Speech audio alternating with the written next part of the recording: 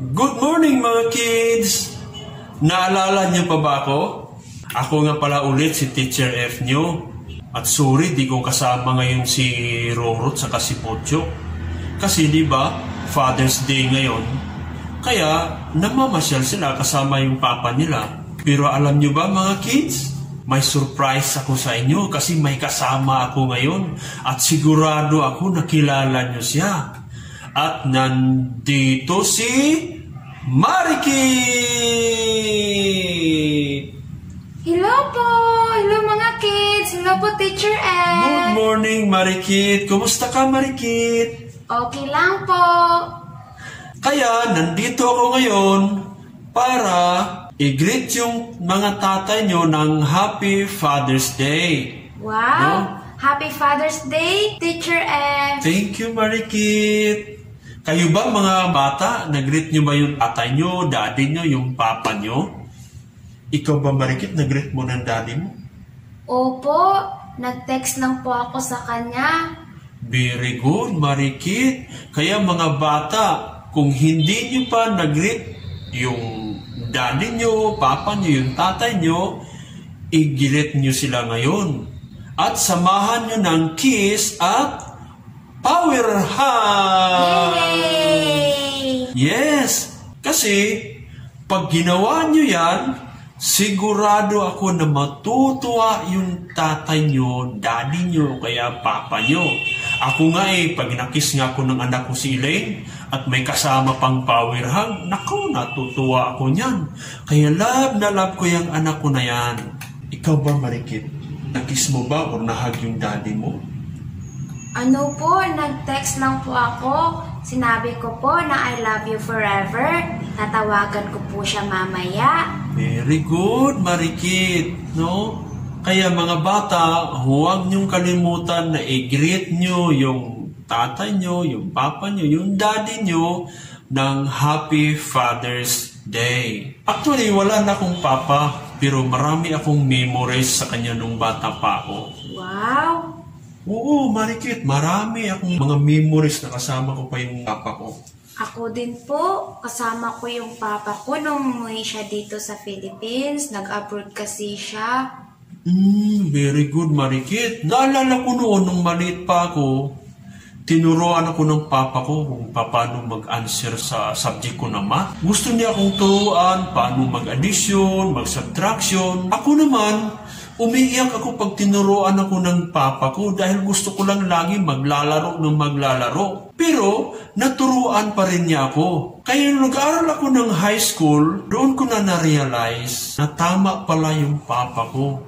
Tama pala na tinuruan niya ako paano sa subject ko na math. Kasi ang hirap nga pala talaga ng math. Ikaw ba, Marikit? Nahirapan ka ba sa math?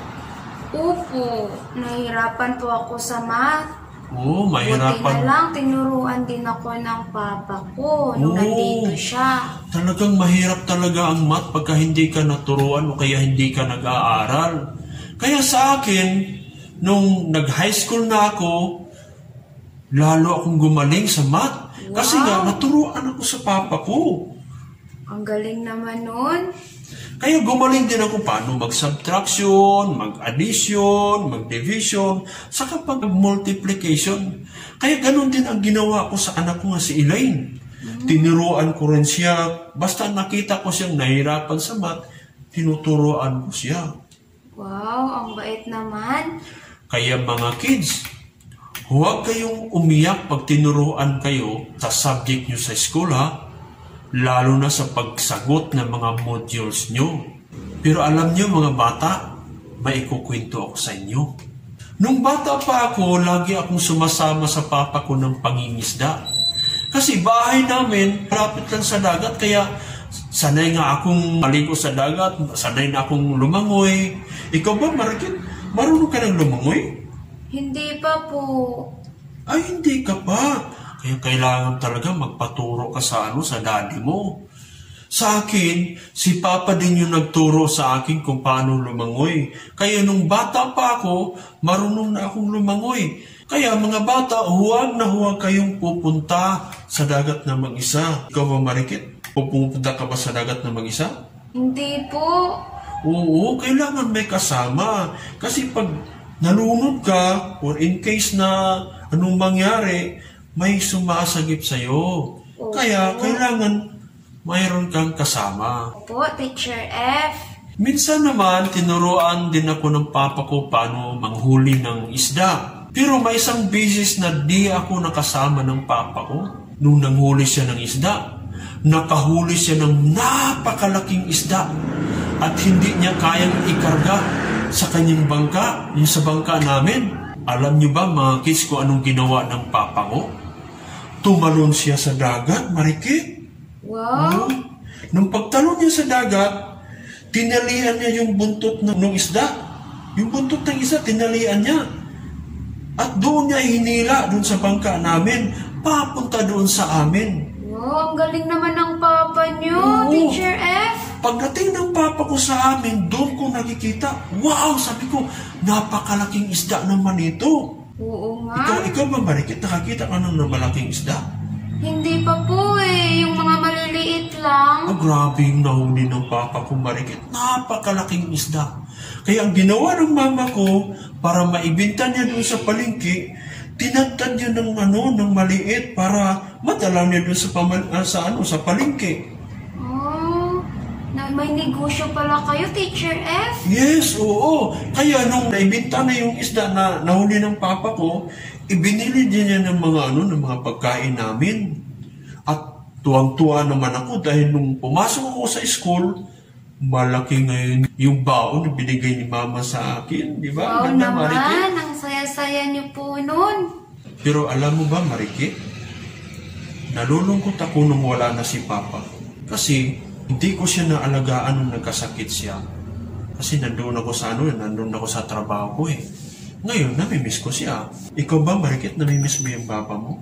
Opo, Teacher F. Sobrang namimiss ko na po yung daddy ko. Kasi matagal na po siyang hindi nakauwi dito. At mag-aaral ako ng mabuti para sa kanya. At paglaki ko, aalagaan ko na siya.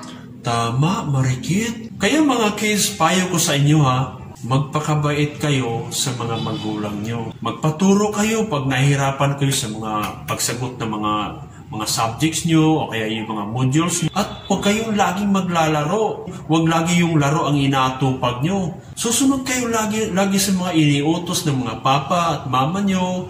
At higit sa lahat, ito ang payo ko. Ipag-pray nyo si papa at si mama nyo na lagi silang sasamahan ni God. Ikaw ba, Marikit, pinag-pray mo yung si papa at mama mo? Opo, Teacher F. Lagi ko po silang pinagpipray, lalo na ngayon na may COVID, na sana hindi sila mahawaan ng virus kasi nag-work sila sa abroad. Tama, Marikit, napakaganda ng ginawa mo. Kaya mga kids ha, lagi niyong ipag-pray si daddy, si mommy, si tatay, si papa. Lagi niyong ipag-pray sila. Lalo na ngayon na marami mga virus lang dyan sa paligid-ligid natin. Kaya mga kids, kayo din ha, huwag kayong laging lumalabas sa bahay niyo. Opo, Teacher F. Yes, Marikit. Naintindihan niyo ba mga kids? Opo. Very good. Mga kids, dito na lang ako magtatapos. At uulitin ko, Happy Father's Day sa mga papa nyo. Pero bago kami alis, gusto po naming batiin si Apostol Joshua saka si Ivan Serrano ng Happy Father's Day. At ganoon na rin sa mga execom leaders natin. Si Rev June, si Rev Dick, si Rev Iman, saka si Rev Noli. Shout out at Happy Father's Day! Yay! See you next week, mga kids! Bye-bye! Bye-bye, bye-bye, bye-bye! Mwah!